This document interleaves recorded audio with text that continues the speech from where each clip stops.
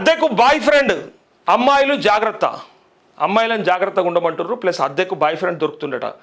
ఎవడీడు యాడుంటాడు, ఎట్లా పెడతారు, ఇది సాధ్యమా అంటే గంట కాఫీ మీట్కి 499 రూపాయలు. ఒకవేళ ఒక గంట సేపు నీకు కాఫీ తాగాలంటే, నీతో పాటు కాఫీ తాగాలంటే 499. ఒకవేళ 10 గంటల తోడు కావాలంటే 5000 రూపాయలు దేవాలి, 5000 రూపాయలు ఇవ్వాలి. 5000 देना पड़ता अगर 10 घंटे अपने साथ స్పెండ్ కర్నా బోలే తో. షాపింగ్, సినిమా పెళ్ళిళ్ళకు తోడుగా వచ్చేందుకు రెడీ. నువ్వు షాపింగ్ పోతావా, సినిమాకి పోతావా, పెళ్ళిళ్ళకు పోతావా, నువ్వు ఏడికన్నా పో, నీకు తోడుగా వస్తారు. సోషల్ మీడియాలో ప్రకటనలు, విపరీతంగా ప్రకటనలు నడుస్తున్నాయి. అందమైన కుర్రాలు కాదు ఏఐ మాయా, ఇది సిపి సజ్జనార్ హెచ్చరిక అంటూ. అయితే ఇదే విషయం పైన సోషల్ మీడియాలో ఇంకొక మీమ్ నడుస్తూ ఉంటుంది, మీరందరూ చూసుంటారు.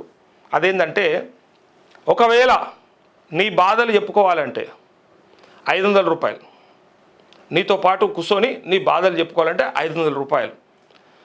నీతో పాటు నీ బాధలను వింటూ బాధపడాలంటే 1000 రూపాయలు. వినుర్రు, ఇది విన్నావా నువ్వు? శ్రీశైలం చూసినావా? అది నీతో పాటు నీ బాధల్ని వింటూ నేను బాధపడాలంటే 1000 రూపాయలు. ఒకవేళ నీతో పాటు బోరున విలపించాలంటే, ఏడవాలంటే 2000 రూపాయలు. 2000 రూపాయలు ఇస్తే నీ బాధలు వినడమే కాదు, బాధపడమే కాదు, కళ్ళ నీళ్ళు పెట్టుకొని బోర్న విలపిస్తారు ఇక నీకోసానికి 2000 రూపాయలు. ఇది బయట ఆఫర్ పెట్టిరు. ఎందుకంటే ఇవాళ రేపు బాధలు ఏంటోడు లేడు, దావత్ ఉన్నది, సుఖం ఉన్నది, ఎంజాయ్ ఉన్నది, ఇవాళ బ్రహ్మాండంగా అరేంజ్మెంట్స్ ఉన్నాయి అంటే వాడు కాదు, మన దోస్తుగాలను కూడా వేసుకొని వస్తాడు. అరే వచ్చారా అంటే వానితో పాటు మనోడు రమ్మని నడుగురు రబ్బాయి, మనం ఒక నలుగురం పోదామని పోతారు. కానీ కష్టం ఉన్నది, బాధ ఉన్నది, అప్పులపాలైనము, ఇబ్బందులు ఉన్నాయి, జర వచ్చి మన బాధ వినవా అంటే వినటోడు లేడు ఇవాళ.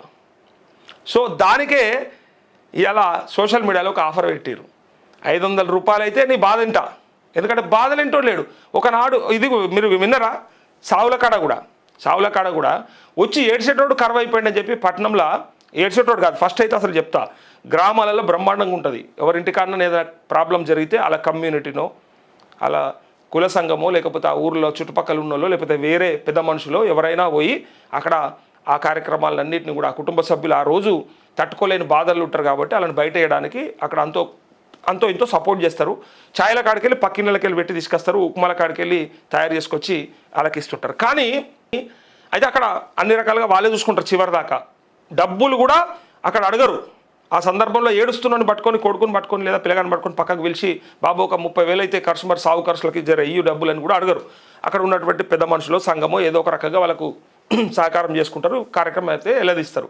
కానీ హైదరాబాద్కి వచ్చేసరికంటే నేనే ఒక కార్యక్రమం చేసిన, బరాబర్ ప్యాకేజ్ తెచ్చుకోవాలి. అంటే నేనంటే నాకు సంబంధించిన మా ఇంటి దగ్గర ఉన్నటువంటి ఒక పెద్ద ఆవిడ చనిపోతే పోయినాము, శ్మశానం పోయి ఆధార్ కార్డు ఇచ్చినాం, ఆధార్ కార్డు ఇచ్చి ఆడ బుక్ చేసుకొచ్చుకున్నాం, ఆడ ప్యాకేజ్ మాట్లాడుకొచ్చుకున్నాం. ఆ ప్యాకేజ్ తీసుకొచ్చిన తర్వాత ఇంటికి వచ్చిన తర్వాత వీళ్ళు చేసేది ఏం లేదు, బాడీని చూపిస్తే సరిపోయా.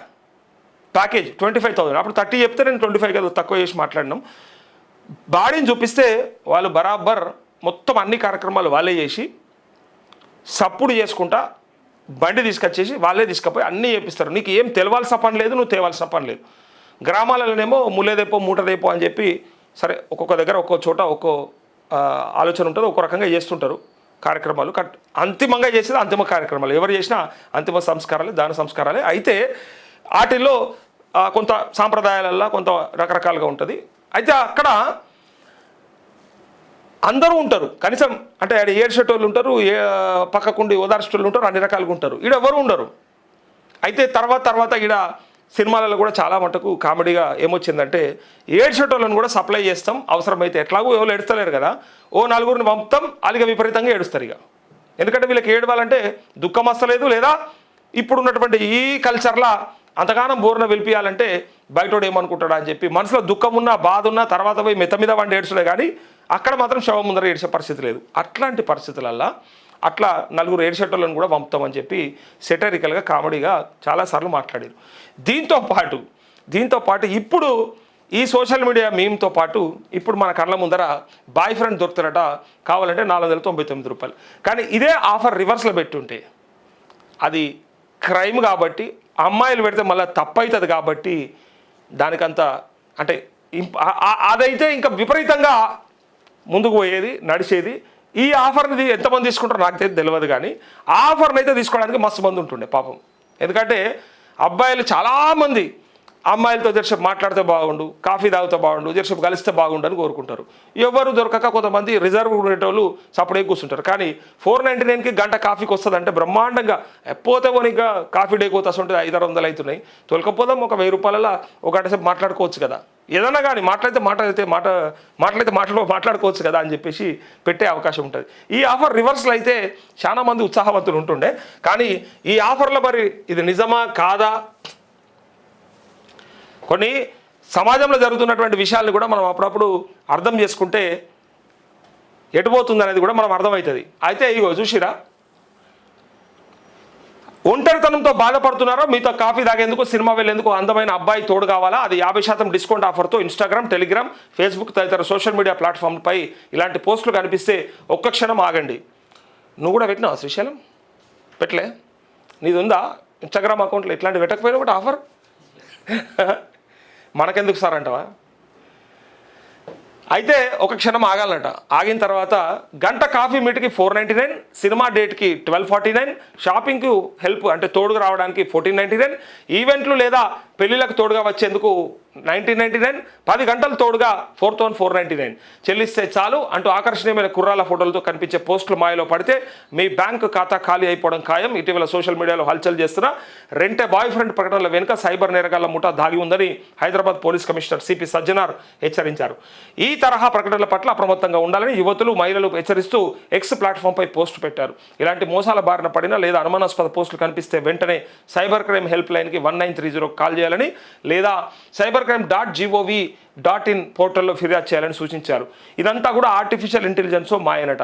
ఈ ఏఐ వీడియోలు వచ్చిన తర్వాత నిజంగా ఎంత దారుణం అంటే, మీరు చూసుంటారు చిన్న చిన్న పిల్లలతో కూడా బూతులు మాట్లాడిస్తూ, అంటే 18 ఏళ్ళ లోపట ఉన్నటువంటి పిల్లలకి, అంటే అన్నం పుణ్యం ఎరగనటువంటి పిల్లలు ఎవరైతే, సరే ఇవాళ రేపు నీకేమెరకన్నా 6వ తరగతి 7వ తరగతి రాగానే ఇక వాళ్ళు ఆపేటోళ్ళే లేరు, అట్లా తయారైపోయారు పోరాళ్ళు అంటే ఉండొచ్చు. కానీ సమాజంలో చూస్తేనే, కనిపిస్తేనే దానిపైన ఆలోచన, లేకపోతే మనం ఇంటర్మీడియట్ డిగ్రీ దాకా ఇంకొక అమ్మాయితో కూడా మాట్లాడని పరిస్థితులు ఉంటుండే. ఒకనాడు క్లాస్ రూమ్లో ఇటు సెక్షన్ ఇటే వాళ్ళతో మాట్లాడితే అగో వాడు మాట్లాడుతున్నాను ఒక పెద్ద పంచాయతీ పెట్టేటోళ్ళు. ఆ సిగ్గుకు, ఆ భయంకు కనీసం మాట్లాడకపోయేటోళ్ళు. 3 ఏళ్ళు కలిసి, నేను నాది చెప్తే మీరు పరిశాన్ అయిపోతారు, 3 ఏళ్ళు కలిసి ఒకే కాలేజీలో చదువుకున్న వాళ్ళ కాంటాక్ట్ కానీ, అంటే అప్పుడు లేవు ఇప్పుడు కూడా లేవు, నేను అనేది వాళ్ళ కాంటాక్ట్ కానీ 3 ఏళ్ళు కలిసి చదువుకున్న ఒక్కరోజు ఒక మాట మాట్లాడింది ఉండదు. వాళ్ళ సెక్షన్, వాళ్ళ సైడ్ వాళ్ళు, వీళ్ళ సైడ్ వీళ్ళు ఉండాలి. సార్లు వస్తారు, చెప్తారు, అయిపోగానే వెళ్ళిపోవాలి. అప్పుడు ఏదో అదేదో గొప్పగా అట్లా, అంటే మాట్లాడకపోతేనే గొప్ప ఫీలింగ్ లెక్క, మాట్లాడితే వాడిని ఏదో తప్పుడుగా. సో అట్లా వెళ్ళిపోయే పరిస్థితి ఉంటుండే. 3 ఏళ్ళ తర్వాత వెళ్ళిపోయేటప్పుడు, ఎగ్జామ్స్ రాసి చివరిగా పోయేటప్పుడు నోట్బుక్ల మీద ఏదో ఆటోగ్రాఫులు లెక్క, ఆ కాలంలో వెళ్ళిపోతున్నా బాయి లెక్క 3 ఏళ్ళు కలిసే ఉండి ఒకనాడు మాట్లాడుకున్నటువంటి వాళ్ళు ఆ టైంలో 1000 మంది ఉంటుండే. సో అట్లా జరిగింది. మా సంగతి చెప్తున్నాను నేను, 2005 ముచ్చట నేను చెప్పేది, 4-5 ముచ్చట ఫైనల్ ఇయర్లో. సో అట్లాంటప్పుడు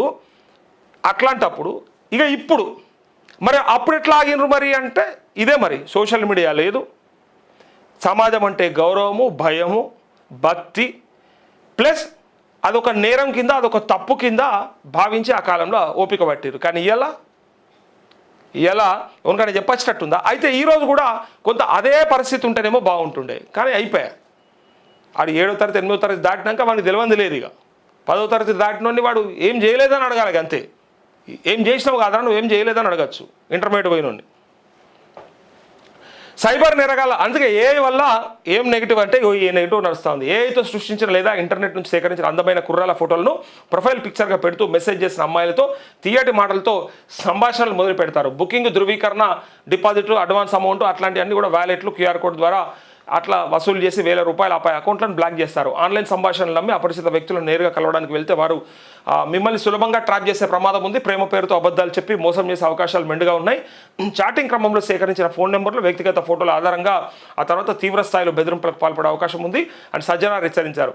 ఈ రకమైన మోసపూరిత ప్రకటనల వెనుక బాధ్యులైన వారిని గుర్తించి చర్యలు తీసుకోవడంపై హైదరాబాద్ సైబర్ క్రైమ్ విభాగం దృష్టి సారించినట్టు చెప్పారు. అమ్మాయిలతో పాటు వారి తల్లిదండ్రులు అత్యంత అప్రమత్తంగా ఉండాలి.